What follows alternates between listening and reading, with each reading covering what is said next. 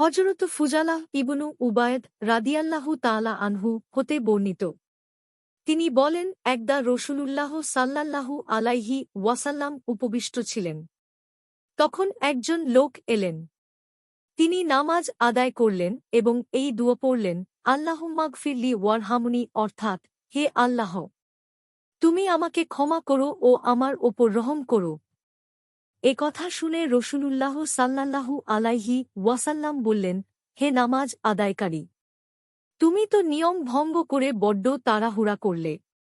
তারপর তিনি বললেন, তুমি নামাজ শেষ করে দোয়ার জন্য বসবে, আল্লাহর যথাযোগ্য প্রশংসা করবে, আমার ওপর দরুদ পড়ো, তারপর তুমি যা চাও আল্লাহর কাছে দোয়া করবে।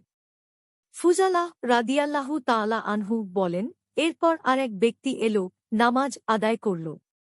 সে নামাজ শেষে আল্লাহর প্রশংসা করল, নবী সাল্লাল্লাহু আলাইহি ওয়াসাল্লামের ওপর দরুদ পাঠ করল। নবী সাল্লাল্লাহু আলাইহি ওয়াসাল্লাম বললেন, হে নামাজ আদায়কারী, আল্লাহর কাছে দোয়া করো, দোয়া কবুল করা হবে। তিরমিজি, আবু দাউদ, নাসাইও এরূপই বর্ণনা করেছেন।